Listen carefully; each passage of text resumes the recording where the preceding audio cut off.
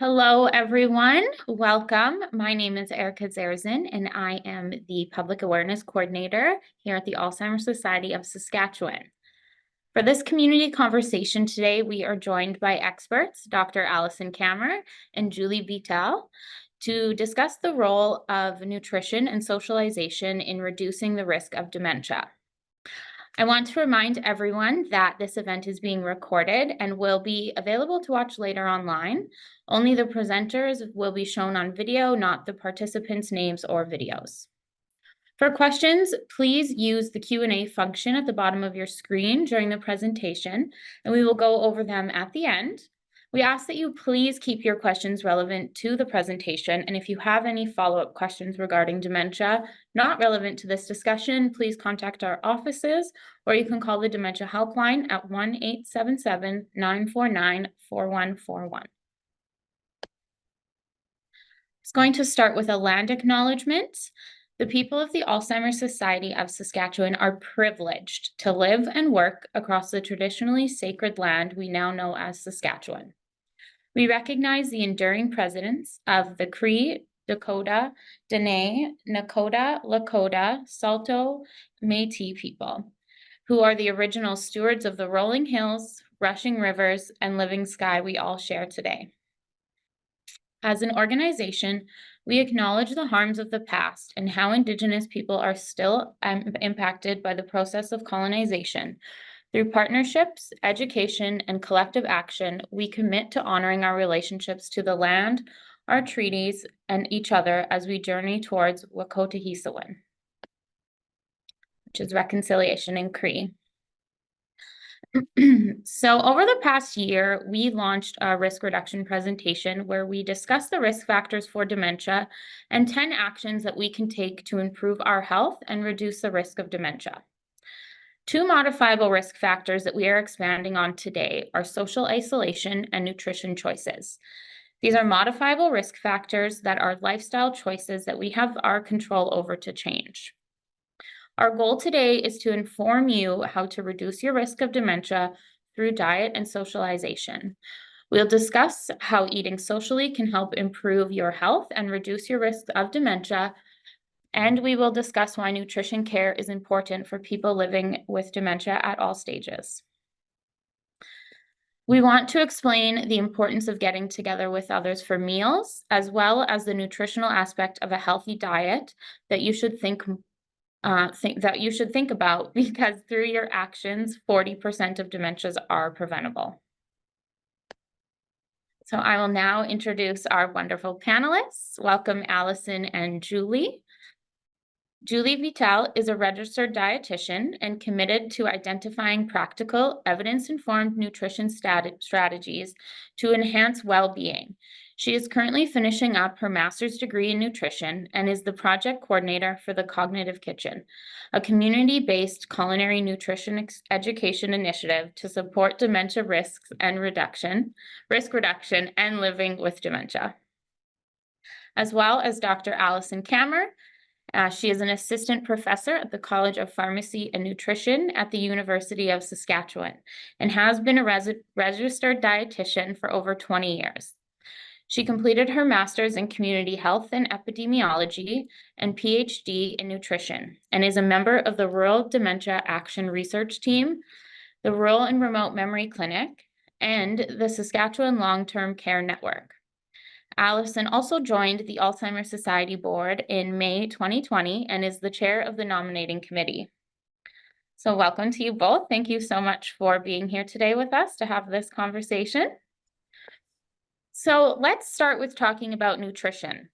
An unhealthy diet, which is high in saturated fat, sugar, and salt, can increase the risk of developing many illnesses, including dementia. Can you explain how we can reduce our risks of dementia through nutrition? Thanks for having us, Erica. It's a pleasure to be here. Even though we can't see any of the participants on Zoom, we know that you're all there and eager to hear things that we have to say today. So to start, For any of those who've attended Alzheimer's Society's risk reduction presentations or maybe done some reading on your own, it's going to be familiar to you that diet's an identified modifiable risk factor for dementia, and nutrition is an important factor in many of the other conditions that impact our risk of dementia, like diabetes and heart disease. So when we talk about nutrition and health, we need to consider both the direct and indirect effect of food on our bodies. In terms of the direct effect, what we eat goes into our body, and then through digestion, metabolism, and absorption, there are direct effects experienced in our cells, our organs, and in our body. And these direct effects will affect our risk for dementia. Then indirectly, the pattern of what we eat accumulates over time, and it impacts our body and overall health. This impacts our bodily processes and our weight and affects our development of or experience of certain health conditions, and then can limit the ability of our bodies to respond to and handle those direct impacts of poor intake, and also become risk factors themselves for poorer health. So there are a couple of paths we can go down in explaining what the current evidence says about the mechanisms of nutrition and dementia risk.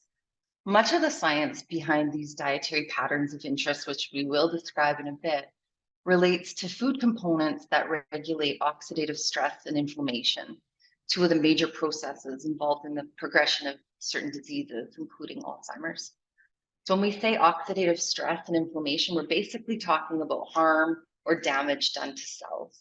So different compounds such as polyphenols and the pigments found in many plant foods, for example, can act in a few ways to reduce our oxidative stress. You may have heard a lot about berries. This is thought to be largely a result of a polyphenol called anthocyanin in their skins and cell membranes of the berries themselves. As well, there's been a lot of recent progress in understanding possible links between the gut microbiome and brain health.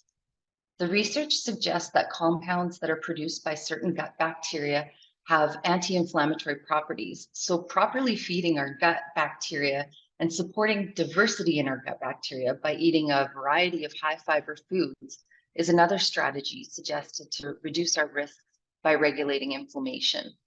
Now, whenever we speak about inflammation, it's important to clarify that not all inflammation in the body is negative. We need some of it. Inflammation is an important immune response, and it's a defense mechanism that we need to heal any kinds of wounds or insults. But in the presence of chronic unhelpful inflammation, that's where we see an increased risk for chronic diseases. And that could be managed by certain foods or food components. Another effect of nutrition that's often discussed is the role in the management of other risk factors for dementia.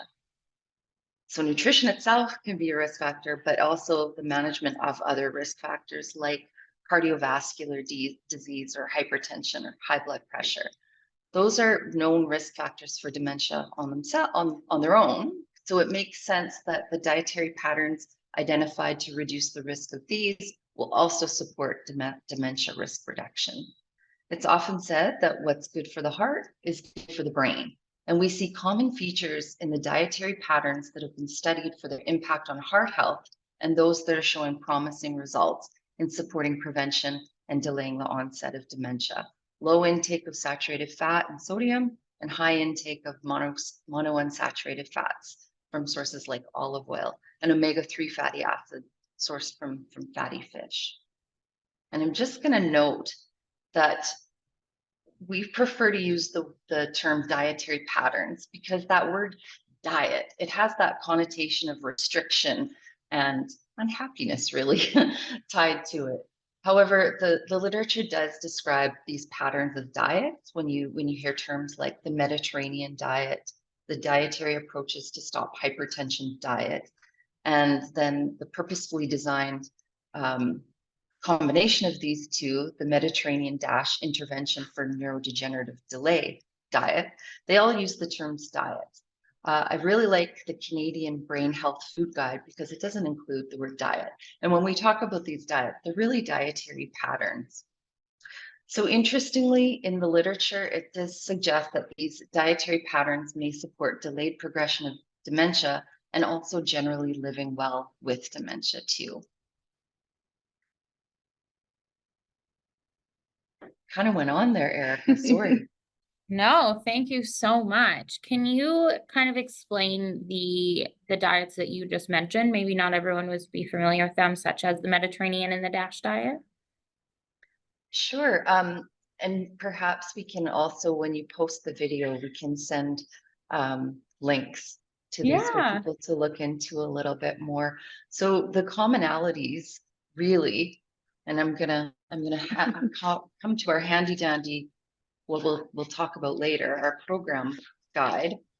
When we talk about the commonalities of the diets, we're looking at lower saturated fat intake, um, having whole grains, vegetables, fruits, beans, using a lot of herbs and spices instead of salt, nuts, and olive oil.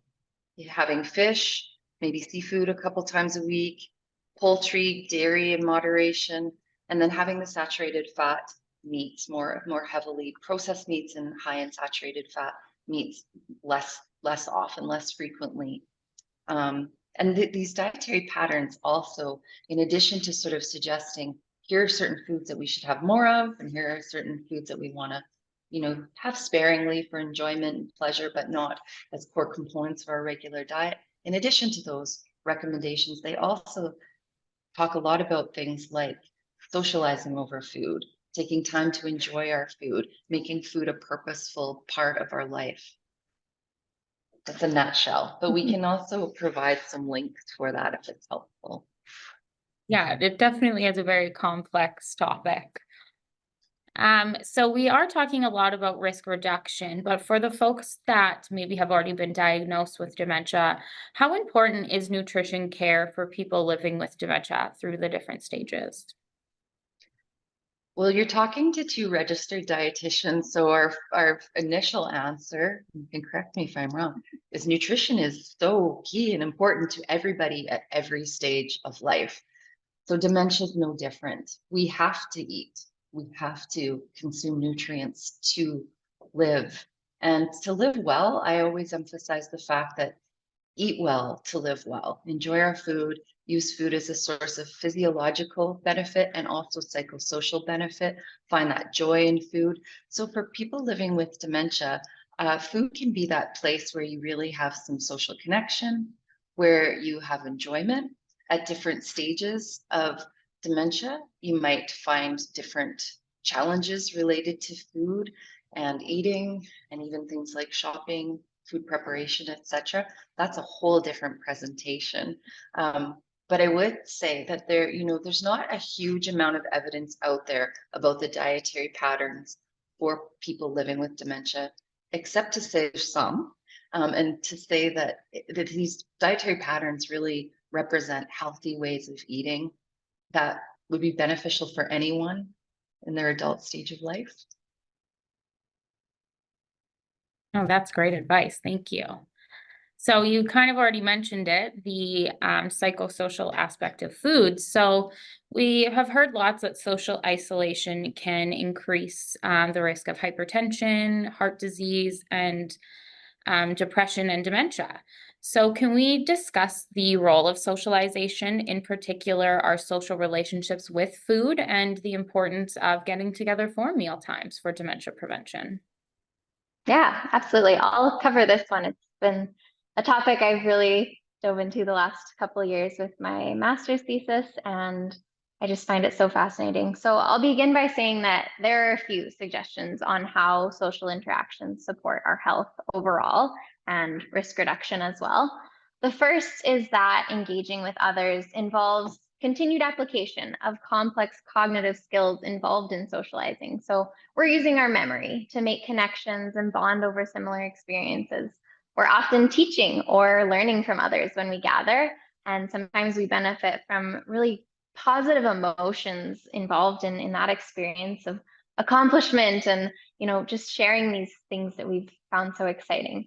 So that's kind of the first reason. The second is that ideas and behaviors we're exposed to from our social interactions can impact our health.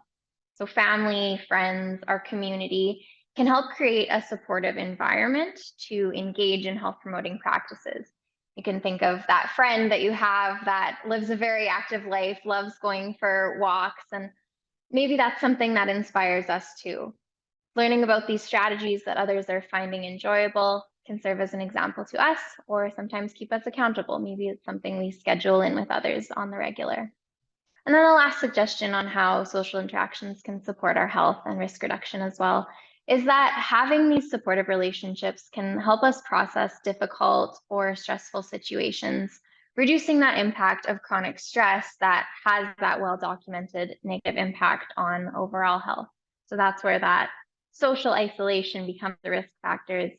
All of this stress is building up, and that's going to cause some of those processes or is associated with processes in our body that are going to lead to those chronic diseases. So even small positive interactions like interacting with a store greeter, having small conversations like that can boost our mood, and they've been shown to reduce blood pressure as well. So again, reducing the risk there.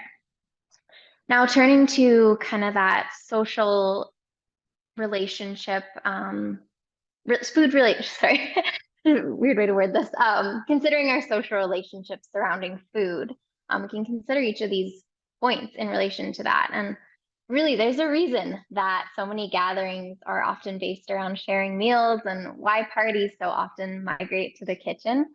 Food has been described as a universal need and a path to connectedness. So when we gather around a table, we're focusing all of our senses on this shared experience, which often sparks memories of past experiences while also creating new ones.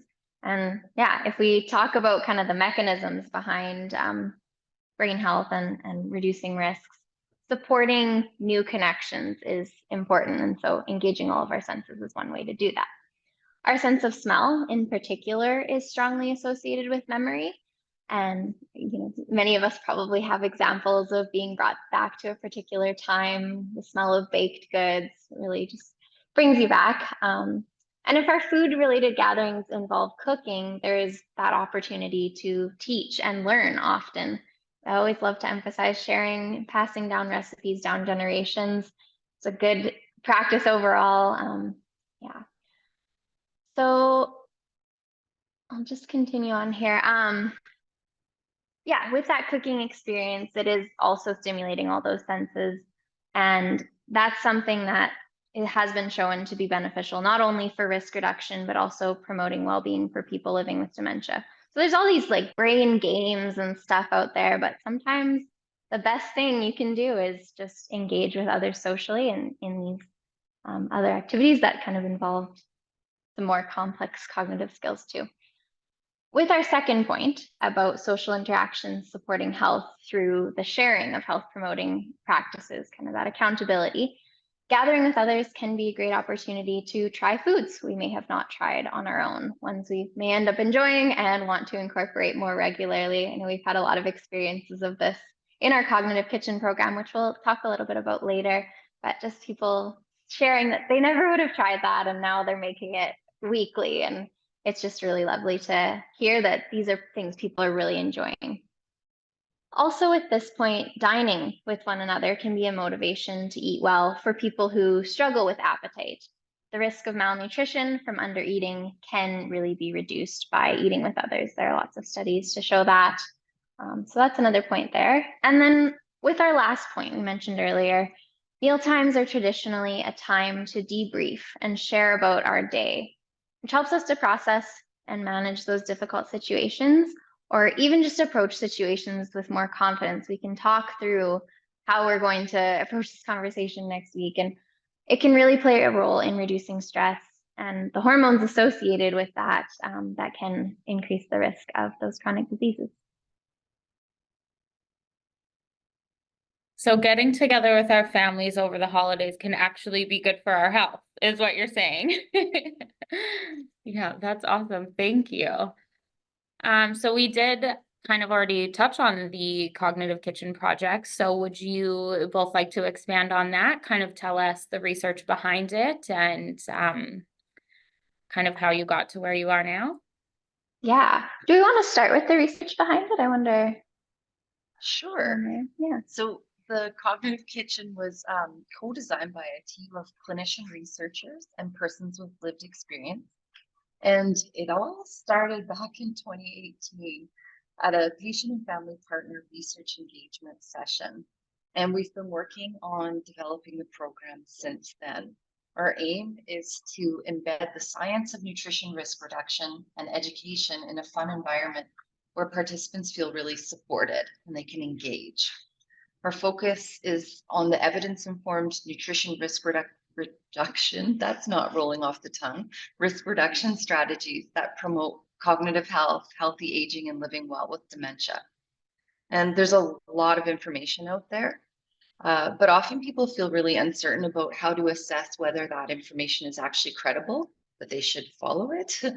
And then even if they find credible sources, it can be challenging to interpret that complex evidence and find strategies to then incorporate the evidence into everyday life, or making small behavior changes that are going to manifest and create larger health impacts. So that's the aim of the program, to manage all of that for people or to find those supportive strategies for people, have them engage and build on them together with their shared experience and their connection in the Cognitive Kitchen. So I'll turn it to Julie to explain what the program is and how it works. Yeah, for sure. So the Cognitive Kitchen is a 6-session program. So there are 6 parts to it, 6 weekly themes. And as Allison mentioned, it's really designed to put into practice those risk reduction strategies that we've kind of just talked about in the past part of this presentation. It's described as a culinary nutrition education program, which is essentially a cooking class with nutrition education kind of integrated with it. So we prepare these recipes that are based on these dietary patterns, incorporating all those good ingredients that we love. And it's really an opportunity to socialize while assembling that meal together. We have a discussion question of the week that we cover that kind of relates to our theme, and that often just brings out really fun memories that people have and really practical tips. There are so many things I've walked out of this class learning myself and putting it like, oh, just yesterday there were some. So I'm really enjoying this experience, and we've had great feedback from participants that we can talk a little bit more about later, but I'll just kind of go a little bit more into some details. So each class, whether delivered virtually or in person, so we do have the 2 options. We're doing in person in communities within the 150-kilometer radius of Yorkton, Saskatchewan. And then our virtual programs we host from here, typically just me, but Allison may join the odd one in the new year. And there we have an overhead view of our food demonstration. People buy the ingredients and we offer reimbursement for that, which I can talk more about later too. And we just cook along and talk, and it's such a fun time. Again, we're really focusing on putting the risk reduction principles into action by encouraging home cooking and gathering with others. The program is currently being offered with the kind of as part of the Dementia Supports in Rural Saskatchewan initiative, which aims to support social inclusion of people living with dementia and their care partners. And again, with that specific focus on people living in rural Saskatchewan, sort of identified that 150-kilometer radius of Yorkton, but we're welcoming people from any rural community. I'll say too, there are kind of 2 official streams of the program. When you see in our promotional materials, we have one that's sort of aimed at engaging care partners of people living with dementia to participate and share the experience and discuss strategies that they've come across to support the nutritional well-being of themselves and their loved ones who are living with cognitive impairment or dementia. But there's also this general prevention-focused stream for adults 55 and up. We've combined these 2 streams in the past for in-person delivery, but for the virtual programs coming up in the new year, we would really love to offer several care partner specific programs and really engage that community. And people with dementia are welcome to attend if they feel the environment is suitable for them, which essentially means if they have interest in connecting with others in this way. It seems like the project's going really well then. You're getting a lot of good feedback and you're also learning a lot and gaining a lot from it. So that's really great. Did you want to talk a little bit more about the feedback, or do you want want to get into the other questions? What do you ladies? I can touch on the feedback a little bit briefly. Yeah, they've been a lot of fun, and so far we have run 4 in-person versions of the program. So we went to Yorkton, Kenora, Foam Lake, and Priestville, and we have 1 virtual program running right now. So that's kind of where we're at. That's what we've got feedback from. We found that group members are really enjoying the learning environment. A lot of them have had an interest in kind of this longevity and risk reduction topic for a while, and they're coming back with lessons every week. We have this opportunity for them to share what they've learned and kind of reflect on it. And so we see those, and yeah, they're good sticking points with that.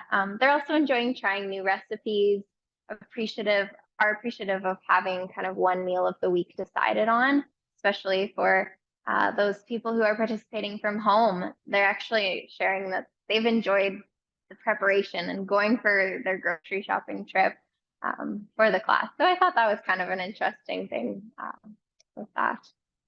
I'm just going to add the program. There's a program booklet that goes to each participant that has all of the different recipes and the different summaries of evidence and some strategies, and then people can actually write their own notes in as they learn. And a couple of things: if you don't like a particular food, there's lots of options. So everything is adaptable, and we try to find then, okay, what would be an equivalent thing that would have the same sort of nutrient profile so that you're getting those same benefits, if you will, but in a pleasurable way for you. So nothing's imposed on people in a strict diet sense within the program. And then the practical strategies, one of the things that Julie's worked really hard on, it's great. We have a philosophy of cook once, eat twice, not meaning cook enough so you have leftovers, though that's a great strategy too, of course, but finding recipes that could then be transformed into other meal items. So you don't have that fatigue of the same thing here. You can make it into something different that's enjoyable, but you've only had to do the prep and the heavy lifting work in the kitchen once. So really trying to be strategic about helping people so that this doesn't create any kind of burden in their life, that it can be embedded into their everyday lives in a pleasing way that's not going to cause a lot of work or disruption. That's a really good point you make. And I do start off the classes by saying, the goal of this is not so you walk out of here saying, oh, I have one more thing to worry about. It's so that you feel equipped with some enjoyable recipes that you can turn to when you're kind of stuck on decision making. And hopefully they're things that you can make time and time again. And because they are so flexible, maybe you substitute in a different ingredient next time you make it. That's kind of how we've approached the recipe selections for it. And demystifying some of the ingredients and trying to sort of have people try new foods that they might not, or demystify, what am I trying to say? Myth bust about certain foods, and show that you can have these different ways and non-traditional ways, and not in a stereotypical way. Well, being creative and exploratory, cultivating curiosity. That's what I want to say. Cultivating curiosity around food. Yeah, I love the idea of having meals that you can make more versatile to kind of change them up. So you're not just eating the same thing all the time, because a lot of us, that meal prepping and that healthy eating is eating the same meal all the time, but trying new foods and adding that variety is really the thing that you're going to get the most benefits from. Right. Yeah. Wonderful. So we will get into the questions. If any participants have questions, I do encourage you to write them in the Q&A now. And we will slowly get to them through the end. I want to kind of circle back to talking about nutrition. So we had some questions come in about the relation between dementia and diabetes. So would you be able to explain the risk between diabetes and dementia for us? This one? Sorry, I was focused on the audio for a second. Yeah, And I'll sorry, take we didn't this have an one. audio thing. It's about Is it better now? Sorry. It is, yes. Okay. I've been in, Technology sometimes. I've got a pop-up to tell me to not move around so much when I'm speaking. It might be affecting my audio and try to stay still. I Those changed who the know input, me. so we should be okay if we Thank just kind you. of come in through there. Good, because you know I can't sit still. Yeah. I can't either, so I completely get that. So Erica, can you just repeat the question? Sorry. Yes, so participants are wondering about the relationship between dementia and diabetes. So can you explain the risk for dementia when someone, say, has diabetes, for example? Sure. Diabetes is associated with an increased risk of dementia. Both type 1 and type 2 diabetes are.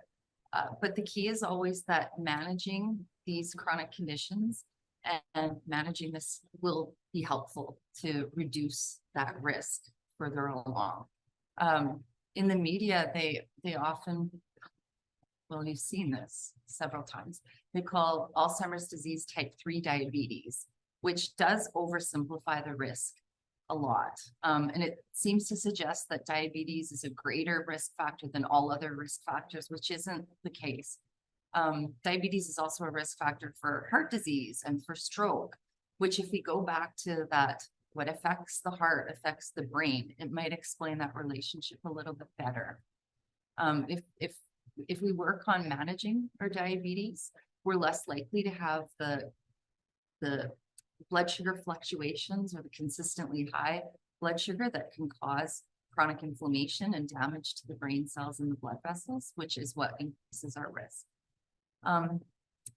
There is some research showing that people who have dementia, their brain cells do have an impaired ability to metabolize glucose. So there is a lot coming out in the research that we're learning more and more every day. But in a nutshell, what's good for managing your diabetes is also good for reducing your risk of dementia, if that makes sense. Yeah, that absolutely does make sense. And since we're on the topic of sugar, I'll kind of go into the next question. So kind of, does added sugar intake impact someone's risk for dementia? You kind of mentioned how the brain can't maybe process glucose the same. So there are different types of sugars that we find in food and how our body absorbs them. So could you kind of explain the impact that these different sugars have on our body? For sure, I can. Before you start, know that in her undergrad training, this would be multiple classes within a course, like hours and hours. And Julie's now going to try to shrink it into a 1-minute summary. I'm intrigued. Okay, Go. timely. This is amazing. Thank you. I think in responding to this, I would go back to what Allison mentioned at the beginning about the direct and indirect effects of what we eat. As a brief summary, it's not that the presence of sugar in what we eat increases our risk. And here's where we emphasize balance, everything in moderation. And there's the old joke about even moderation in moderation. Really overeating any nutrient is not typically great for us. When we talk about sugar, it's important to think about how it contributes to our enjoyment of eating though. Added sugar doesn't come packed full of nutrients, but it comes to contribute to enjoyment and pleasure and can make other foods better. Not to mention it contributes to the texture of food in many ways, which is one thing we really talk about in one of our weeks in the cognitive kitchen. We go into the science and all the flavors and textures and importance of ingredients like this. So I think whenever talking about sugar, I like to emphasize, really whenever talking about nutrition in general, that nutrition is more about addition than subtraction. It's not about taking out the sugar from the things that we enjoy, but adding things that are going to support our health in a different way. And when we think about the category of carbohydrates that sugar is in, some carbohydrates are very essential to our health and contribute to risk reduction, like complex carbohydrates found in vegetables, fruit, and whole grains that we talked about are core components of these eating patterns. And then, of course, fiber, which is found in those, as well as pulses like lentils, chickpeas, and beans, which we really cover in the class too. Lots of different recipes that incorporate those. So these are carbohydrates with the fiber containing components that take longer to digest. So they don't cause that rapid spike in blood sugar, and they have different phytonutrient properties as well that have great direct effects in our bodies and contribute to a healthy microbiome. In general, we do want to try and reduce our intake of added sugar, but focusing on enjoyment of food and adding these in can help balance, adding in the fiber containing foods, can help balance the impact of the added sugar on our blood sugar, which is something we want to prioritize. Going into kind of, different types of sugar, one thing we often get asked is one healthier than the other, like brown sugar versus white sugar? Really, there is not a major difference between them. Minor micronutrient differences in the way they're processed, but your body essentially treats them all the same. Overall, anything to add to that? Did a good job. That was amazing. Yeah, because a lot of the questions that came in were, what's the most sugar that I should eat every day? But you're saying, don't worry about that. Just focus on the other nutrients that you're also putting on your body. Obviously, there should be a limit, but if you're not counteracting that with healthy food choices, you're going to have a lot worse of outcome with the sugar that you are intaking, correct? That Yeah. and the actual dietary recommendation is to limit our intake of added sugar to less than 10% of our daily intake. So Okay. that means if you're eating about a 2,000 calorie diet per day, you'd want to have 200 or less calories coming from added sugar. And when you think about, well, 1 teaspoon of sugar has about 16 calories. And another way to think about that is a can of soda has about 150 calories of added sugar. So, and I'm not trying to suggest that you start counting calories at all, but just be aware of the sugar content of different foods. Knowing sugar can be part of a healthy diet, and we don't want to sacrifice taste and pleasure and everything that Julie just described so nicely. But we do really want to be mindful about that and think about our own, why are we eating this? What joy is it bringing? Has this become just a habit that we want to maybe throw some light on it, put some attention to thinking about? Yeah. There's no answer where we can just go, yes, do this. I know. Yeah. So switching, we had another question, kind of switching the tables back to food habits with dementia. So it seems that sometimes withdrawal and disinterest in eating can come up with part of dementia. Could you maybe explain why that happens and how people can better manage that? So withdrawal and disinterest in eating, but there are so many different ways that dementia manifests for a person. So I'm going to be talking in some really broad strokes here. First, I'll say that as we age, our body naturally, certain things start to happen. Like we have reduced taste sensation and reduced sense of smell a little bit, and it just slowly reduces. So that already it does affect our appetite and how we perceive and taste and enjoy food. Another change is that we produce less saliva. So as we age, saliva production reduces, and that also contributes to, well, appetite cues and the taste sensation in your mouth. You need that saliva while you're chewing to taste the flavors and perceive them. So that impacts. Now with dementia, we know that some of the neurodegenerative changes, the changes in the brain, they really do impact that sense of smell. People often really have a reduced sense of smell, and a huge percentage of what we taste, our perception of flavor is actually from smell. So that's really affected. Now, there's also complex physiological changes as related to the brain-based changes that reduce our appetite cues. In addition to just sort of the age-related slow reduction, there are these pathophysiological changes that reduce our appetite, our sense of hunger, our sense of thirst, and drying of the mouth happens at a higher rate. So those things really reduce the physiological cues to eat and drink, and the pleasure feelings are slightly impacted from it. So one of the things that we rely on is our sense of patterns. It's one of those reasons why we try to say, eating about the same amounts at the same time throughout your day regularly. And we rely on those patterns and those cues, and not to sort of beat this drum too hard, but then it goes back to social engagement, having other people around to cue persons living with dementia. That's a really helpful cue to eat, and to eat more, and to enjoy your food. So the taste might be a little bit lessened, but the enjoyment and the connection while eating can still be quite high. Does that make sense? Have I answered the question in a decent enough way? I think so. Yeah, thank you. I do have some questions about the Cognitive Kitchen project, but since we're on the topic of nutrition, I kind of want to have some of the ones that are coming in answered first. So how do you ensure the required vitamins and minerals needed you're getting through food? Was there any tips that you have for something like that?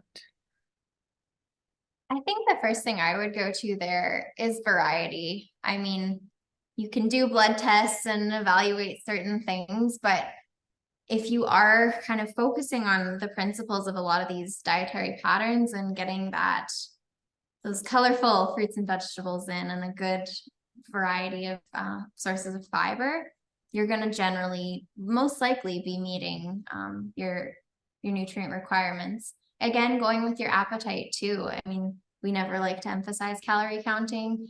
We do like to say, like, one thing that often comes up in these classes actually is, these will say, have this many servings in a week. And people often ask, wow, well, what serving? How do I count that out? And yeah, we're really focusing on going with kind of our, how would you describe You want to it? say your gut feeling. I really do. You knew it. We're so in sync today. We're both wearing blue. We did not plan that. Yeah, really, really going with your kind of intuition on what is going to, serve your energy needs throughout the day. Yeah. And I mean, when you're thinking about pattern long term, you want to think about how your clothes fit and how you're feeling generally day by day. Are there any changes? And having those regular health checks, having a physical exam with your family doctor yearly. And certain nutrients are actually screened for in older adults, your B12 level, for example. And the general health status exam could help to identify, we might want to look at your iron level, for instance, something like that. And then responding accordingly. Yeah, that's great advice. I always try and focus on eating things that make you feel good. So like you mentioned, kind of moderation earlier, and it's letting yourself have treats, but making sure that you're feeling healthy. Speaking of then healthy diets, do you have any recommendations or thoughts around the keto diet and whether that's healthy? I'm about to say something and then contradict myself. Any diet can be healthy, and any diet can be unhealthy depending how you use it in your life and how you frame it. So there's lots of interest in the keto diet, and it's actually quite a researched, studied diet. One of the things about it that you really want to be very truthful with yourself is it's quite restrictive, and finding the way of eating where you're going to reach a state of ketosis is challenging. So you want to have a really frank conversation with yourself. Am I willing to make these trade-offs? Do I see this as something that I can maintain long-term? How's it going to affect my social life and my ability to connect and eat with others and budget and all sorts of those things? A keto diet, and just to put, not to put too fine a point on this about any diet can be unhealthy. One way to eat a keto diet would be to just eat bacon, no other food, just bacon. Well, that would be a very unhealthy approach to that. So within any kind of diet, you really want to start thinking about what are the health promoting foods that fit under this dietary pattern that I'm going to try, and how do I emphasize the different health promoting nutrients within this if it's a restrictive diet like the keto diet. Yeah, that is an excellent point and outlook on that anything can be unhealthy if you're doing it a certain way. Absolutely. Okay, so I want to switch over now, and we did get a few questions about your Cognitive Kitchen program. So how can someone start a Cognitive Kitchen program in their own community? For sure, I can respond about that. I am the coordinator, and so there are sort of two suggestions I would provide at the moment. Again, I'll clarify, the in-person programs are only being offered in those communities within the 150-kilometer radius of Yorkton, and these are being scheduled for the spring as we focus on virtual delivery in the winter months. So if your community is in that radius and you expect you would have 10 to 12 people interested, the best way is to let us know there is interest by filling out our program intake survey and then getting others in your community to do the same. I say this is the best way because it really does allow us to identify people's scheduling preferences, different dietary restrictions, can we meet those, and make this happen. So yeah, it just covers a few different details that it's easier to do in one place than going back and forth through email. I believe the intake survey will be linked in an email following this conversation. So hopefully, yeah, everyone has access to that. If not, can contact me by email or search Cognitive Kitchen Saskatchewan, and my contact information should show up. The second option is if you have maybe 3 or 4 people in your community interested, but not enough to fill up that full program of 10 to 12, or if you are just interested in the virtual program in general, this is where those will come in handy. We really encourage making your own small groups to gather together and sign into the virtual classes from one space. We haven't had a lot of people do this yet. We've had, couples of 2 join in. But we think this is just a great idea. You can alternate people who purchase the ingredients from week to week and divide up the preparation and really focus on that social experience there. And again, thanks to our funding from the Government of Canada's New Horizons for Seniors program, we are able to offer reimbursement for ingredients of up to $50 per person per week in that virtual class. And then the ingredients are provided for in-person participation. So this should cover the cost of a few portions of the recipes we make in class, and people just need to submit receipts for that. And yeah. And so is there a way to get the Cognitive Kitchen workbook without participating in the program right now, or? At the moment, there isn't, and we have had a lot of questions about this, and we're definitely thinking future directions for it. But right now, part of it is because there is a research project going on with this program as well. We're continuously evaluating it, making it better, and printing new workbooks coming in the new year and making a bunch of revisions right now. So it's in development. We have this great program running from it, and are happy to have these booklets distributed for that. But right now they aren't being made widely available. You can probably talk more on the details of that, or does that kind of cover it?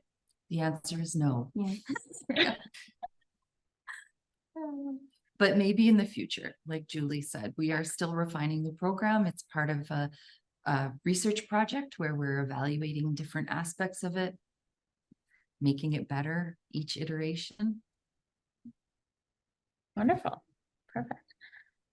So my next question, we haven't really talked about liquids or staying hydrated at all. So can you maybe give us some information about how important it is to stay hydrated, especially drinking water in older ages? Say, I know they have a higher risks of UTIs and things like that. If you would maybe help explain that. So the recommendation is to have about 6 to 8 cups of water per day, and make water your beverage of choice. And there's different ways to make it more enticing if you're not someone that enjoys just a plain glass of water, throwing some fruit in it, cucumber sliced to soak, etc., flavor enhancers, those kinds of things.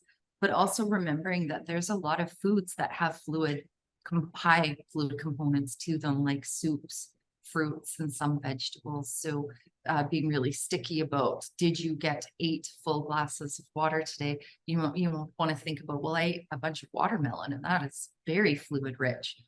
So there's some going to be eeksy peeksy about it a little bit. Strategies to do it. One of the things that I actually should have said about persons living with dementia and the reduced saliva production that then creates challenges to chewing, eating, and the perception of taste. A good strategy is before taking a mouthful to have a sip of a beverage to produce that hydration, that wetness in the mouth that will help all of those aspects that are important. So taking, being really mindful of pairing hydration with daily activities. So when you wake up in the morning, making sure that you regularly have, you know, if you're having coffee, maybe try to have a little bit of water with it as well. Pairing it to any activity you do through your day, or setting reminders, because the hydration cues do reduce as we age, and particularly for persons with dementia, knowing that now we have to compensate. The body is not going to give us the natural cues, so we have to create compensatory mechanisms to remind us. Having a water bottle, perhaps in the fridge, knowing this is a liter of water, and we should see this finish at the midday, going, oh, I need to drink a little bit more, things like that. And the reminders and the cues and the prompts, and making it more appetizing if it's something that doesn't interest, splashing a little bit of juice in it or a piece of fruit, things like that. Yeah, that's great advice. Thank you so much. Well, that was all of our questions. If anyone has any last minute, or if you ladies have any last minute comments, but otherwise, thank you so much for having this conversation with me today, and everyone here joining, listening. I hope you did get your questions answered, and if not, please send us a follow-up email and we would be happy to get back to you.